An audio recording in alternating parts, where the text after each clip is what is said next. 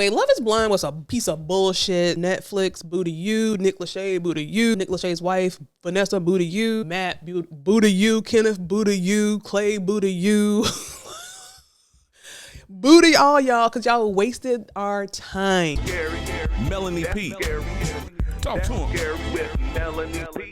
That's scary with Melanie P. Come on. Here we go. Welcome to another episode of the That's Scary with Melanie P podcast. I am your girl, Melanie P, and we are here to discuss the shit show of the last episode of Love is Not Blind, y'all. Oh my God. Listen, today is Thursday. Cancel, start over. Today is Wednesday, and the last episode before the reunion of Love is Blind premiered today. And I typically try to wait to watch it at the end of the day, but this morning at 9 a.m. or was it 10 a.m.? I don't know. This morning during work, I was watching the Love is Blind final episode. And, you know, it's almost like just when this season couldn't get any worse, it got worse. Oh, my God. Let's get started, y'all. Love is Blind, the final episode before the reunion.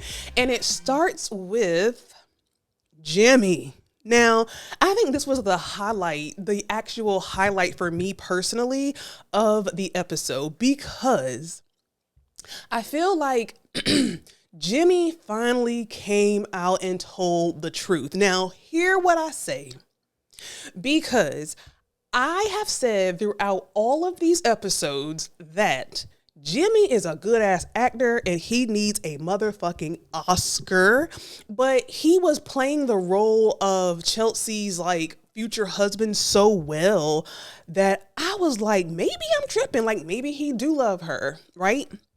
So a couple of episodes ago, maybe one or two episodes ago, he almost broke up with her when she spilled the beans about, you know, him sleeping with his best friend. And I was relieved to know that he had finally stopped this charade, and I could rest at night knowing that my intuition was real and that he did not like Chelsea, but he stuck in there for another episode because he wanted that check and he wanted that notoriety. But I'm thinking I'm crazy. In this final episode, it starts with Jimmy and Chelsea, y'all. Spoiler alert.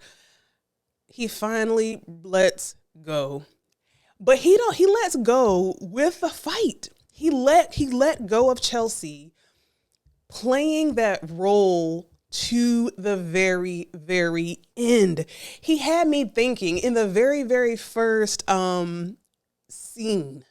He says there's no doubt in his mind that you are my person.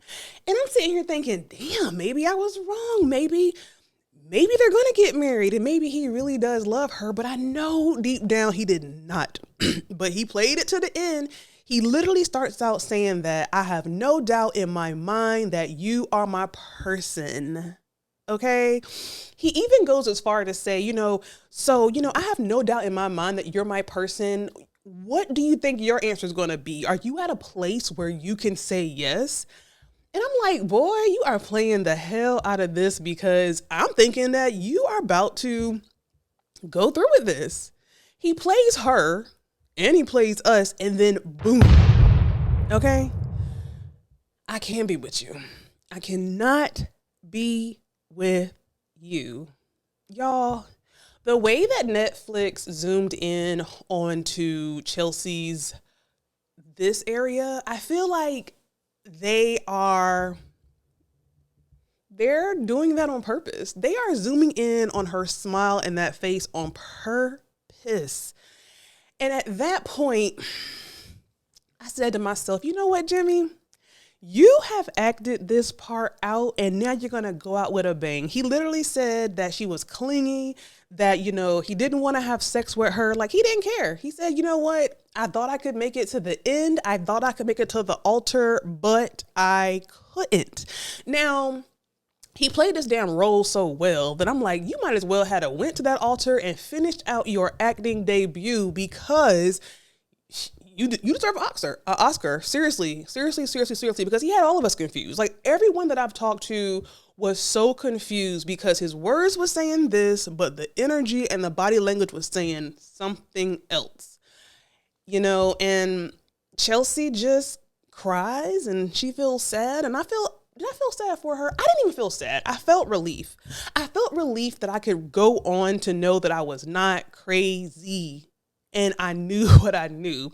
So it starts out good, in my opinion, because you know what? The facade of Jimmy is over. He said, I'm not going to that altar. Now, one thing that I pointed out is how Chelsea was dressed at that last scene. She looked like a man. Like, she was dressed like a man. I don't care. This is the last episode. I'm just not a fan of like Chelsea's looks. I think she's a great person. I think that she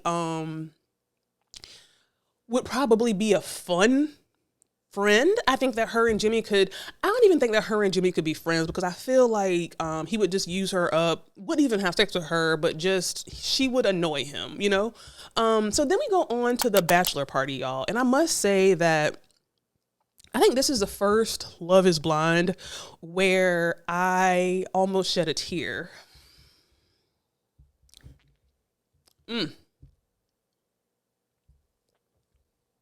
We go to the bachelor, or the bachelorette and the bachelor party, and we see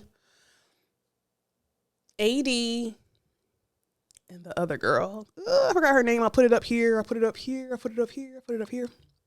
Y'all, I'm going to tell y'all right now, I'm not discussing the redhead guy and the other girl, because the only thing I'll say about them is that the fact that they have not had sex is very notable, is very admirable, but I feel like sometimes that can backfire. If you go back to Sex and the City, right, when, what's her name? Jesus, y'all, I'm forgetting all the names. Did not have sex with that man, and he could not have an erection. He could not have sex. He could not get her pregnant. And I feel like that's the kind of risk that you run when you choose not to test out the equipment before you buy, as AD said. But other than that, they're going to get married. They're going to be happy. We get it. Boom, cat. So then again, bachelor and bachelorette party. So here go Clay, talking about, he don't know, I might say yes. I don't know what I'm going to say. You know what you're going to say, Clay. You knew that you were going to say no before the show even began. He was going to say no before the show was going to begin. Spoiler alert. Clayton, you have played us. You have played AD. You have wasted her time. I don't even know why you still perpetrating on this bachelor party. Like you don't know what you're going to say. Like, you've been telling us without telling us all season that you're going to say no. You're going to waste her time. You're going to cheat if you do stay with her. So you have told us all season you're a waste of time. Love you though. Now, at the bachelorette party, I have to say I enjoyed this side of AD. She was so much fun, so beautiful, so sexy. She is just a perfect woman into me. Like, I feel like she is so feminine and so much fun and so calm and just such a girl's girl. And it just doesn't add up, because she seems to have such a low, I don't know if I want to say like a low self-esteem, but you can tell that she's been burned in the relationship department. So for her to be so damn perfect, body banging, personality banging, inside and out, it was kind of sad to see how happy she was before Clay rejected her.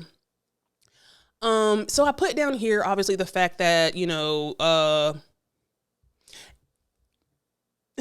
not have sex. That could backfire. I did say, could it be possible? And let me get his name right, child. I don't want to keep calling him the redhead guy. That's really disrespectful. One momento. Amy and Johnny.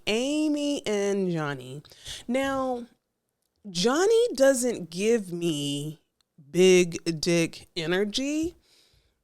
To be honest, he gives me potentially little PP energy. And I hope that's not the case, because I think that him and Amy are such a really good couple, and I could see them being the couple out of this season that, you know, turns out to be our Cameron and Lauren. Like, they'll be together for a long time.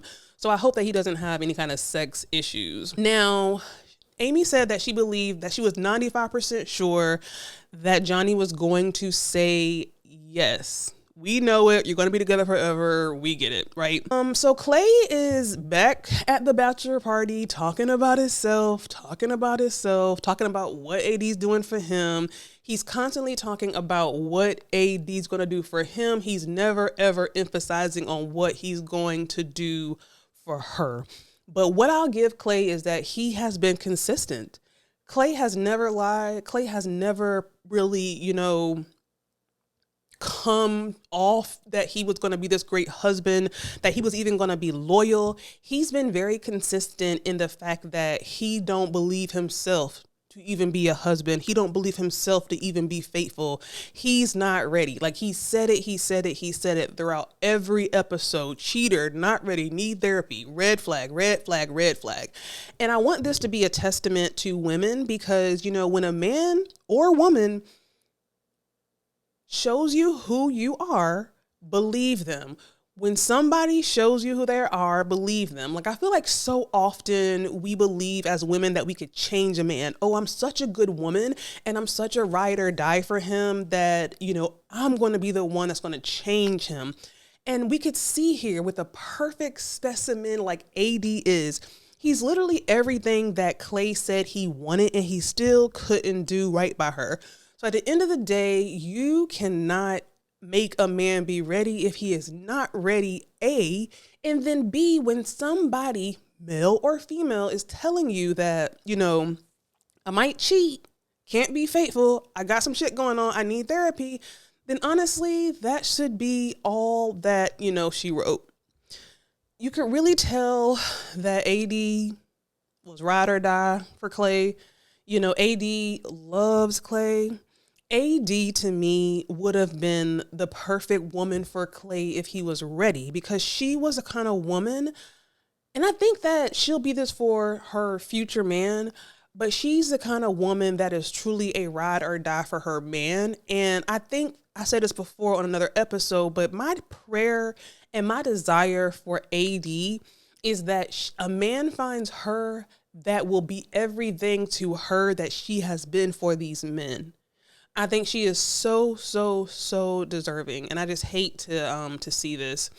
So at the bachelor party, Clay and what's his name? Clay and Johnny, y'all, this is how unmemorable they were.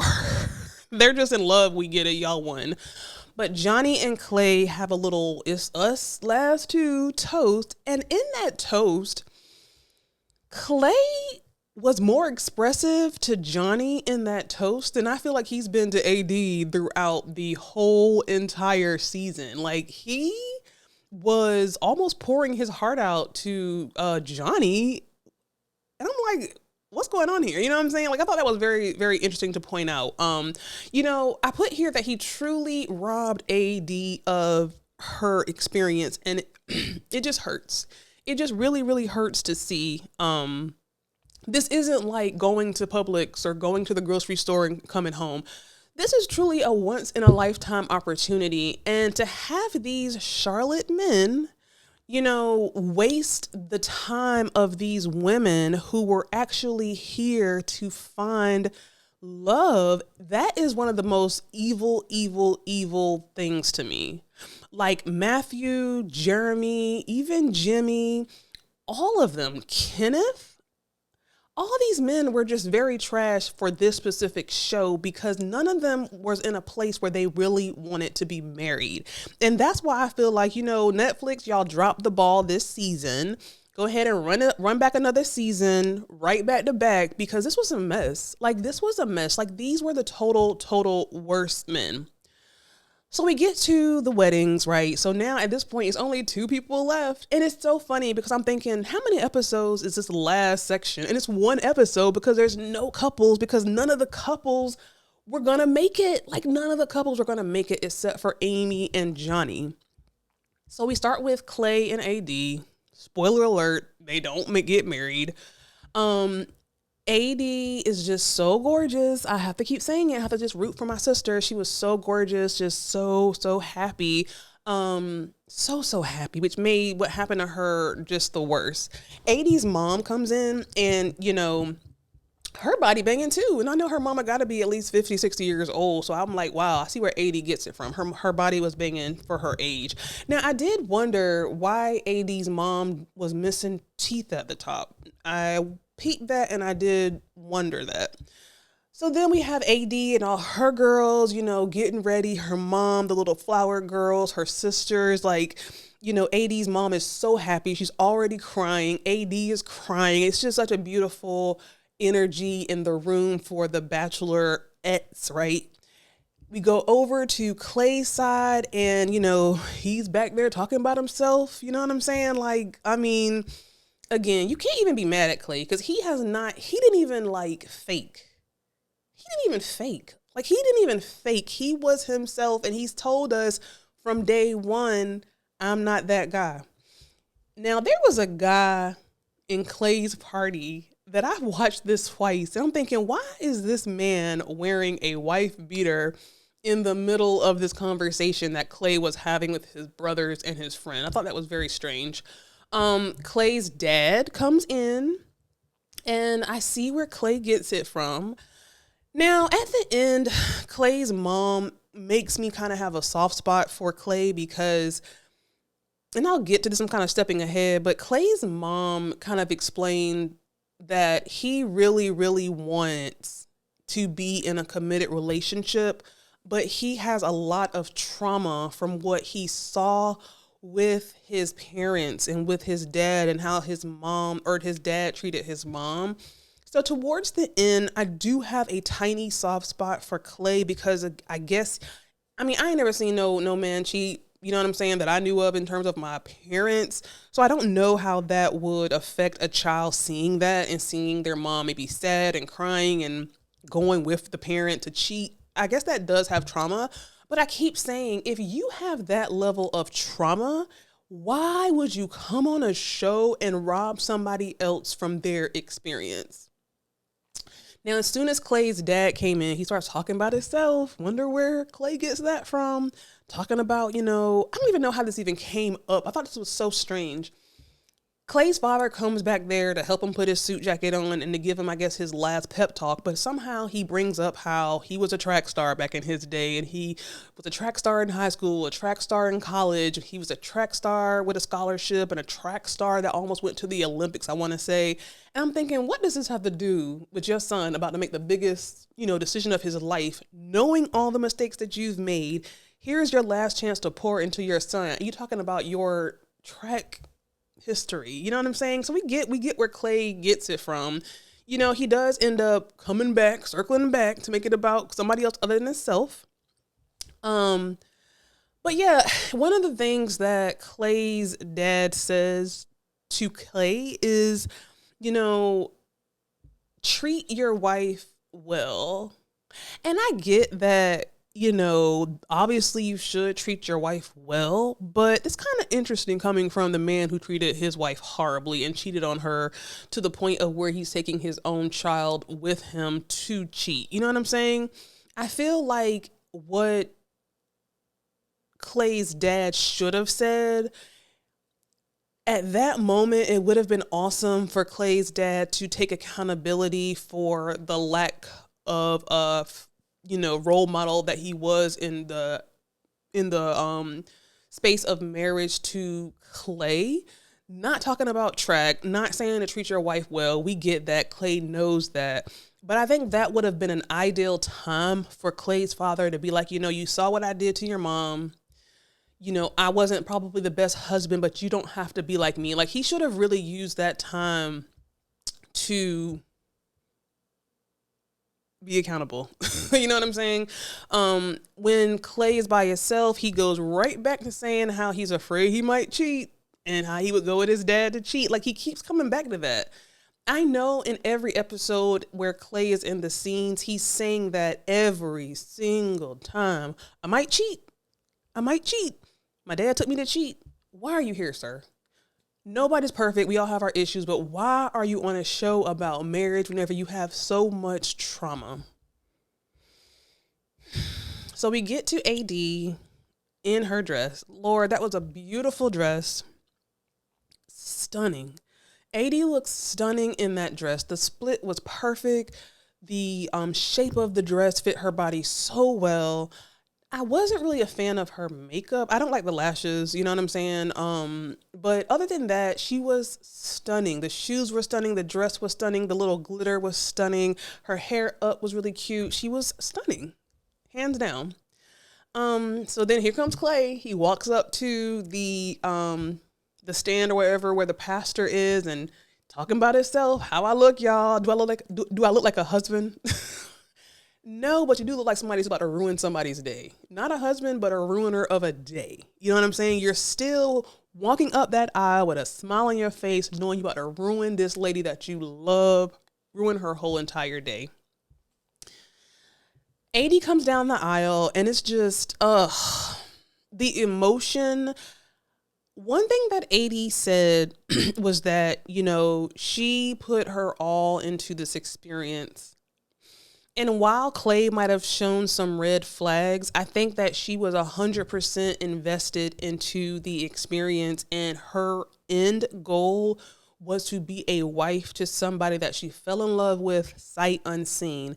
And for that, I feel like she's going to have amazing karma, and that her end of her story is going to turn out to be amazing because she did everything right. And she says that. She starts walking down the aisle, and the first thing that Clay said is, okay, body, wow, okay, body, wow, whatever. At that moment, when AD and Clay are in front of that pastor and in front of their family and friends, it runs through my mind, did AD have any inclination that there might be a no waiting for her at that altar? The way that she was talking to her mom and her family, and even Amy, she seemed confident. And I understand that she probably had to be confident for the camera, and who knows what these people signed in their contracts, you know. But I'm just so confused at her level of confidence, you know.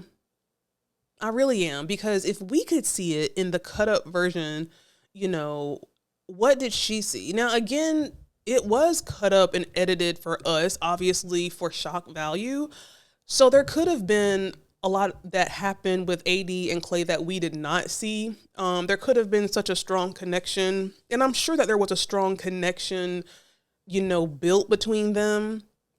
But I just wonder in my head, she seemed so anxious, but like almost confident. Like she went down there expecting a yes. Like even when they were talking about each other before the vows or during the vows, she just was still pouring into Clay, saying, you know, how she could see such a good man in him, and she can see things in him that he can't even see in himself.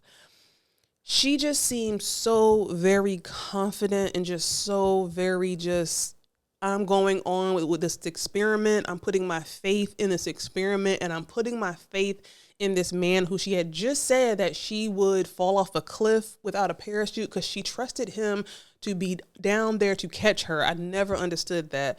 But again, we were not with them 24/7. So I'm assuming that there must have been a lot of connecting going on.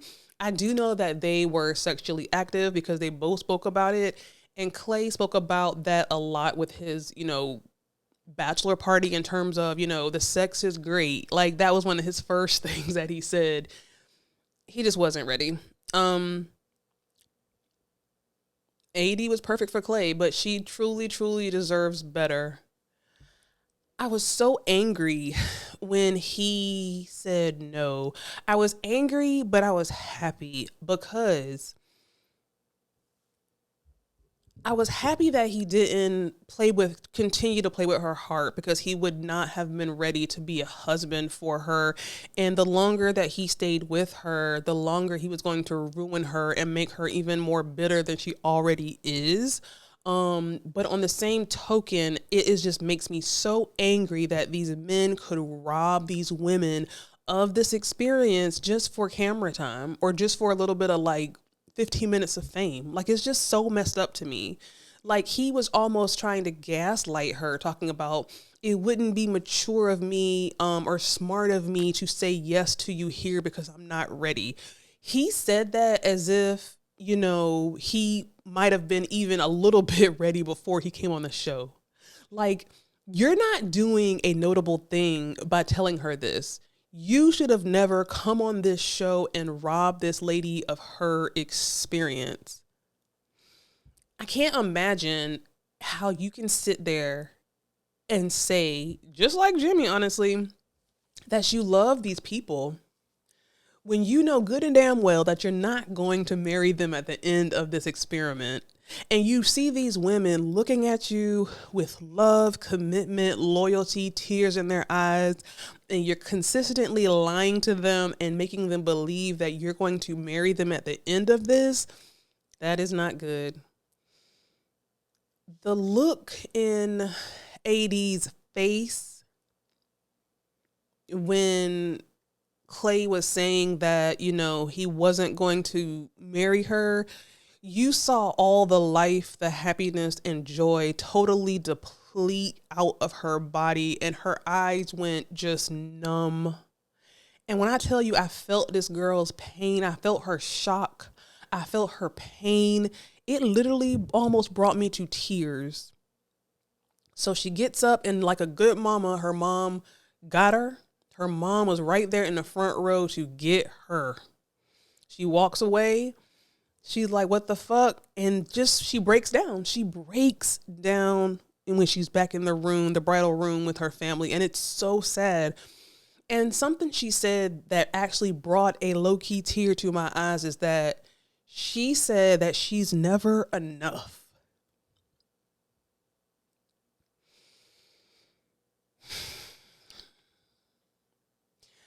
It's something about seeing a woman who is beautiful inside and out, strong, smart, confident, you know, for the most part, has a good job, has a career, has so much going for herself.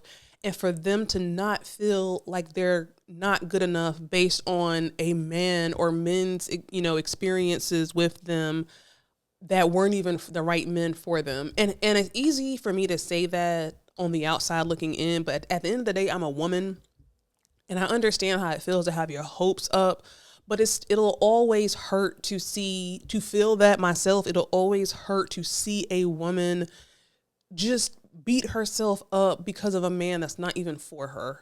And I just hate that. When I tell you, I just want to pour love and confidence and good vibes and just, you know, just manifestations into AD, man. Oh, it just made me so sad when she said that she's never enough. And you know that it wasn't for the camera. It wasn't, you know, she has eluded throughout all the episodes that, you know, she wasn't lucky in love. And she literally said that she did not feel like she deserved to be loved. And at that point, that was when if I wasn't rooting for AD at the beginning, I was definitely rooting for her at that point. But I was also even more fearful for her, because for a woman to say that they don't even know if they deserve love, and then to put themselves in such a vulnerable situation with a man who lacks the maturity to even make a decision to even be on that show. But at the end of the day, what I do know is that sometimes we got to learn these lessons to get to the goal. And I feel like this hopefully was a lesson for AD. I don't know how old AD is. Let me see. AD is... How old is AD? I think she's 33. So she's still fairly young. I mean, she's 33 years old. But again, I know the pressures that society puts on women to, you know, quickly get married, quickly get a husband, quickly have children. You know, 33 is so damn young. She has so many years ahead of her to find the right person. The tears and the sadness that she cried just really, really hurt my soul. And then here comes Clay, you know, his mom reassuring him, as a mom would, because he is totally a mama's boy, and he admits that, and even she admits that. And you got to be very wary of them damn mama's boys, because when you have a man that's a mama's boy, a lot of times they're not going to be ready to be a husband or a partner because they're still babies. Moms to sons, it is not a flex to baby your son. It is not a flex to not raise your son to be self-sufficient. It is not a flex. It is detrimental to your son. It is detrimental to their future partners. It is not a flex. Being a mama's boy to me is not a flex as a grown-ass man. And these moms who use their sons as a low-key husband, you are doing your son a very much disadvantage. Period, point blank. So Clay said that, you know, he didn't even know her finances like that. And he couldn't say that he was deeply in love with her, so he would be irresponsible to marry her. But why? Like, here's the thing. All the time that you spent talking about your dad cheating 10 years ago, you could have used that time to discuss finances with her. So that's an excuse. You're gaslighting her. You're trying to not take accountability for making a poor choice to be on this show and waste this girl's time by saying that you didn't know her finances. Bitch, you could have literally asked her about her finances. And as a man, as a husband, as a leader, as a provider, you should have been, that should have been a conversation off gate. You know, and for him to elude that, you know, her finances weren't the best, that's trash. But also as a husband, as a potential husband, even as a boyfriend, y'all was living together. That shows the lack of maturity as a man. And that's, you know, AD said that he was a provider. Having money does not make a man a provider. Being a provider is not just financial. That's a piece of it. And that is, you know, a piece of being a provider. But being a provider is providing to someone mentally, providing for their peace, providing for their household, being a leader. Providing is just not having money. So he kept saying he was irresponsible. It would have been so irresponsible for him to say yes. But it was irresponsible for you to come on this show and waste her time. He also said that he was like, for him to come on this show and make someone his wife after 2 weeks, like that was the whole premise of the show. Like everything you're saying are things that aren't like points to you. You knew this was a show that was, you know, people were expecting to get married at the end. You knew this was a show that you were going to get married to somebody sight unseen, not knowing if they were big or small. You knew that this was a show that it was only going to be 2 weeks or so of you knowing this person. So don't act like, oh, I'm being so responsible for saying that I didn't want to get married after 2 weeks. You shouldn't have came on this show. Men like Clay are such a dangerous, like they're just very dangerous, because it's men like Clay who perpetrate to be ready or perpetrate to be something that they're not, and they don't get the help. And then they end up taking their toxicity and their baggage onto another woman.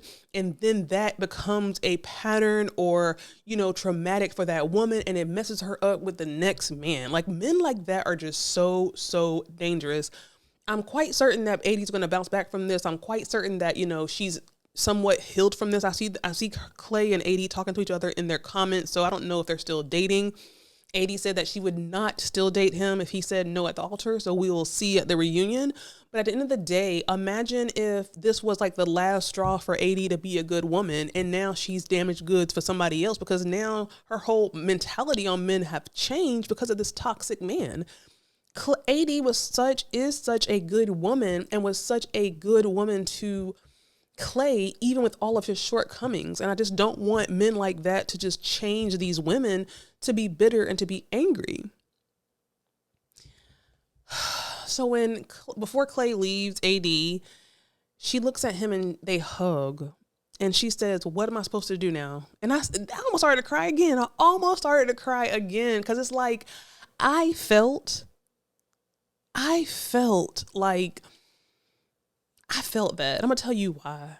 When you love someone and things are not working out and you know that it's going to end, as a woman, it's very difficult for you to disattach yourself and your love and your connection to someone. So when women typically, when they're with a man and they're all in and they're totally invested with their mind, soul, body, physically, mentally, everything, that man could say all day that they don't want you, but it's not that easy for a woman to like, well, for most women to just disconnect. And I felt AD when she said, what am I supposed to do now? Like, I feel like I've been in that situation. Like, what do I do now? Like, this man that I trusted, that I loved, that I was vulnerable with, that I gave my all to, that I thought we would be leaving here together to continue on with our life as husband and wife. You ended that for me. What do I do now? She was still looking to him to lead her. And that shit hurt. And he says, he's going to put in the work. Like, he's like, this isn't the end. I'm going to, like, this doesn't mean anything. I'm going to do the work. I'm going to put all that I can into myself to fix this and to be good for you. But like, why be on the show? And do I believe that Clay's going to like do the work? Maybe he'll see himself on the show, see all the backlash that I'm sure he's getting. And maybe that'll be his catalyst to change. Maybe his dad will see this show or talk to the mom, and that'll push him to be more accountable to his son about the mistakes that he made to kind of break that generational curse. Speaking of his dad, his dad and his mom have a conversation, and you could tell that his mom was through with his dad.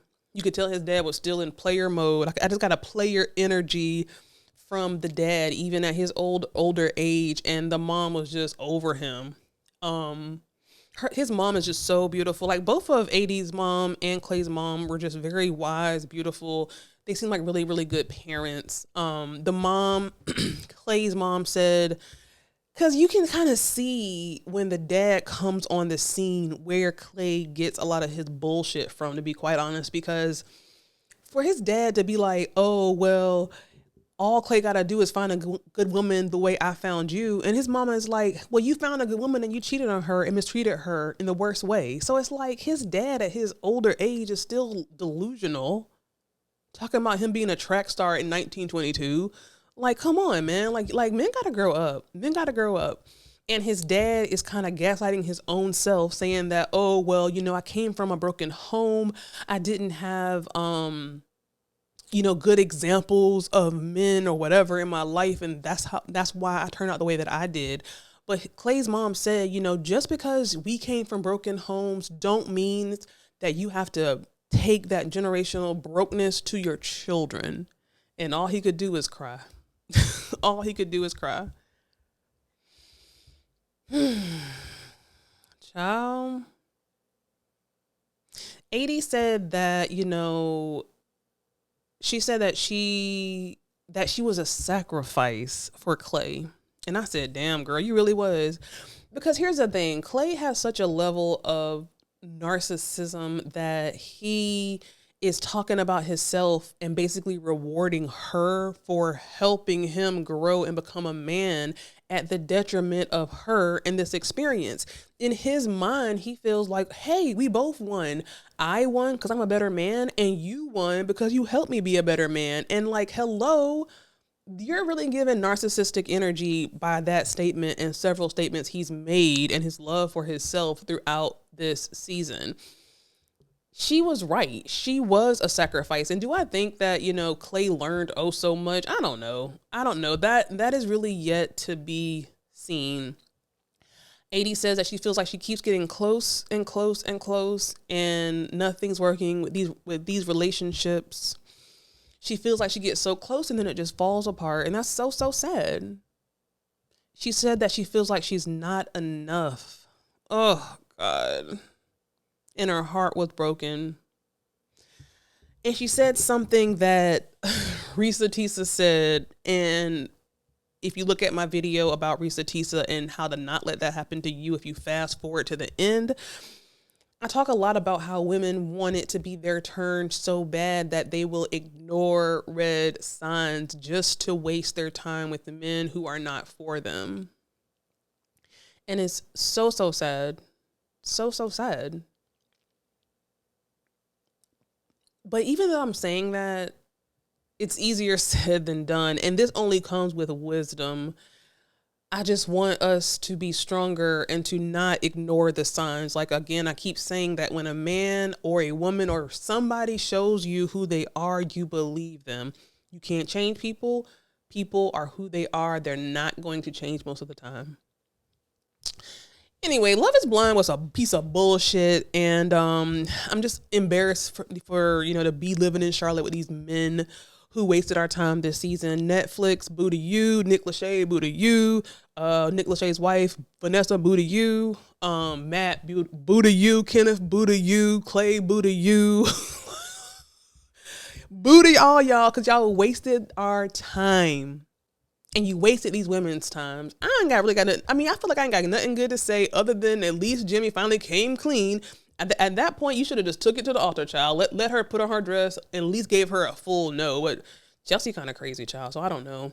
Anyway, guys, that was it. We'll see how the reunion goes. I hope Kenneth atones for his, homosexuality. And by that, I just mean come clean. I know someone that knows him personally and knows that he doesn't even like women. So why even come on the show? Anyway, guys, thank you for watching another episode of the That's Scary with Melanie P podcast. I will see you at the reunion of Love is Blind Netflix. Make sure you are subscribed to the channel and you're subscribed and following me on all social media platforms. I will see you on the next episode.